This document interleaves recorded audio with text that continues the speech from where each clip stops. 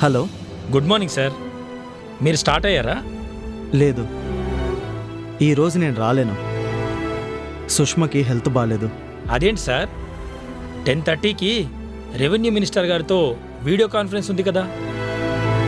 మీ programme list 3 days బ్యాకే final అయింది కదా sir. ఇప్పుడు మీరు రానంటే ఎలా సార్? నేను ఆ విషయమే మర్చిపోయాను. కానీ ఇక్కడ సుష్మ పరిస్థితి. మినిస్టర్ గారు అందరితో కాన్ఫరెన్స్లోకి వస్తున్నారు సార్. మీరు రాలేరని ఇలా లాస్ట్ మినిట్లో చెప్పడం కరెక్ట్ కాదు కదా సార్. కావాలంటే మేడం గారిని చూసుకోవడానికి డాక్టర్ని పంపిద్దాం సార్. మీరు మాత్రం తప్పకుండా రావాలి సార్. ఏంటి గోపి, ఏమైంది? నాకు మినిస్టర్తో వీడియో కాన్ఫరెన్స్ ఉంది. కానీ నిన్ను ఇలా వదిలేసి వెళ్ళడం అంటే. పర్వాలేదు గోపి, నువ్వు వెళ్ళు. కావాలంటే నేను మా మమ్మీని పిలుస్తాను. సరే సుష్మా, నేను డాక్టర్ని పంపిస్తాను. నువ్వు జాగ్రత్తగా ఉండు. నేను ఎర్లీగా వచ్చేస్తాను. నువ్వు జాగ్రత్తగా ఉండు.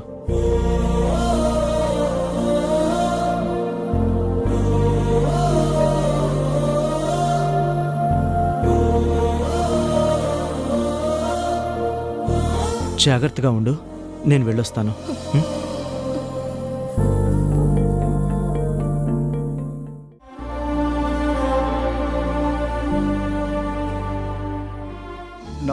నమస్తే బాబాయ్.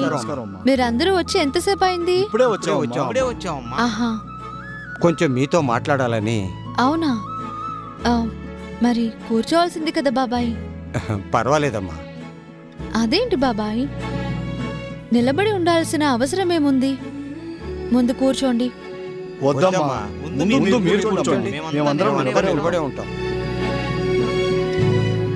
అవునమ్మా, మీరు కూర్చోండి. మీ ముందు మేము కూర్చోవడం బాగుండదు కదా. బాబాయ్, నేను దేవరాజు కూతుర్ని అని తెలిసిన దగ్గర నుంచి మీరిలా ప్రవర్తిస్తున్నారు కదా. మా నాన్న ఒకప్పుడు పెద్ద రౌడీ ఏమో కానీ తర్వాత చాలా మంచిగా మారాడు. ఆయన్ని చూసి భయపడిన వాళ్లే ఆయన సహాయం కోసం వచ్చేవారని తాతయ్య చెప్పారు.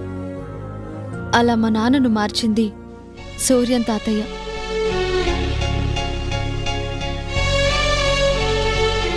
మాకు తెలుసమ్మా, కానీ నీ స్థాయి ఏమిటో తెలిసాక నీ ముందు గౌరవంగా ఉండటం మా బాధ్యత కదా. గౌరవం అనేది మనసులో ఉంటే చాలు బాబాయ్.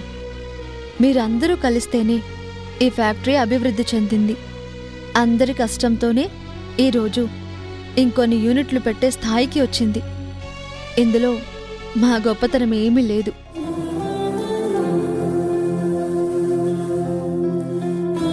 ఆయన మీ అందరికీ ఎప్పుడో చెప్పారు కదా, ఇది సమిష్టి కృషి అని. ఇక్కడ అందరూ యజమానులే, అందరూ పనివాళ్లే అని. అప్పటికీ ఇప్పటికీ ఎప్పటికీ అలాగే ఉంటాను. కేవలం నేను మీ రాణిని, మీరు నాకు బాబాయిలు. మీరందరూ నా మనుషులు. అలాంటి మీరు ఇలా దూరంగా ఉండటం, భయంగా ఉండటం నిజంగా నాకు నచ్చలేదు. ఎప్పట్లాగే అందరం కలిసుందాం.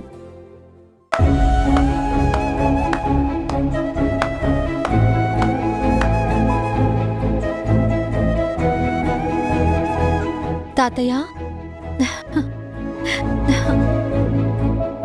చాలా సంతోషం అమ్మా.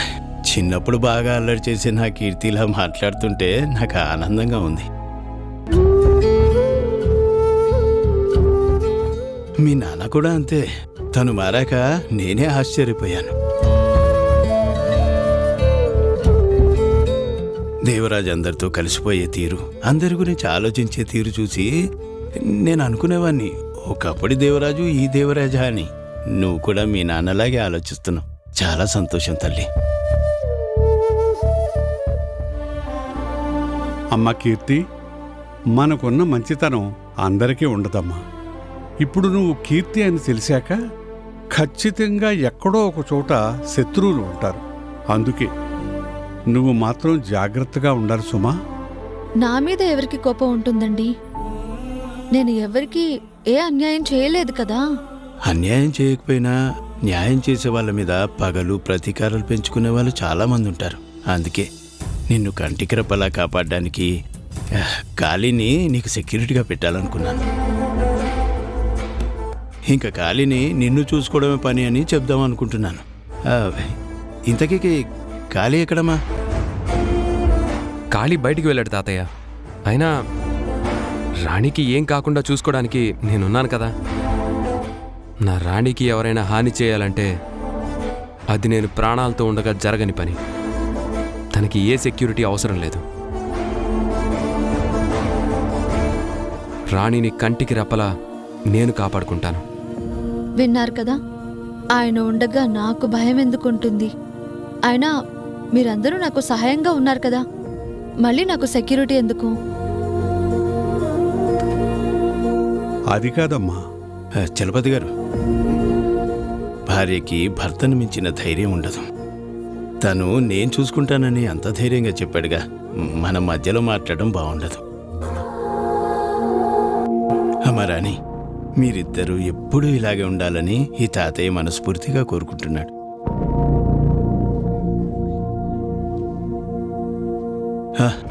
సరే, నేను యూనిట్ చూద్దామని వచ్చాను. నేను అలా ఫ్యాక్టరీలోకి వెళ్ళొస్తానమ్మా. రండి, పదండి.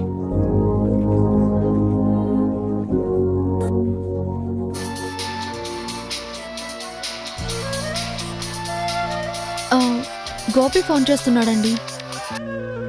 గోపి, ఏంట్రా పొద్దున్నే ఫోన్ చేశావు? అక్క, నువ్వు నాకు సహాయం చేయాలి. ఏంటి తమ్ముడు, ఏమైంది? సుష్మకు ఒంట్లో బాలేదు. అమ్మవారు పూసింది. నేనే దగ్గరుండి చూసుకోవాలి అనుకున్నాను. నాకు మినిస్టర్ గారితో మీటింగ్ ఉందక్క. నేను వెళ్తున్నాను. సుష్మ ఒక్కదే ఇంట్లో ఉంది. అందుకని. గోపి, ఏంట్రా అంత మొహమాటంగా చెప్తున్నావేంటి? సుష్మాని నేను చూసుకుంటాను. నువ్వు ఆఫీస్కి వెళ్ళు. తనకేం భయం లేదు. నేనిప్పుడే వెళ్తాను. చాలా థ్యాంక్స్ అక్క. నేను ఇబ్బంది పెట్టుంటే సారీ. ఆయన వాళ్ళని చూసుకోవడంలో ఆనందమే ఉంటుంది, కానీ ఇబ్బంది ఉండదు గోపి. నువ్వు దాని గురించి ఏమీ ఆలోచించకు. నేను వెళ్తానంటున్నాను కదా. సరే అక్క, ఉంటాను. ఏవండి, సుష్మాకి అమ్మవారు వచ్చిందంట. నేను వెళ్ళి తనని చూసుకోవాలి. జాగ్రత్త రాణి, ఏదైనా అవసరం ఉంటే ఫోన్ చేయి, నేను అక్కడికి వస్తాను. సరేనండి, వస్తాను.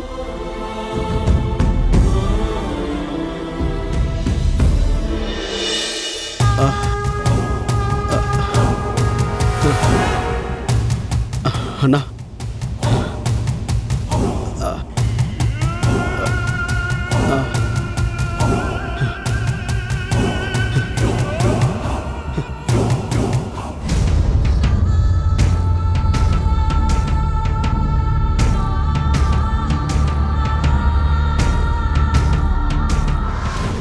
అన్నా, రేయ్, ఇదే సరైన సమయం.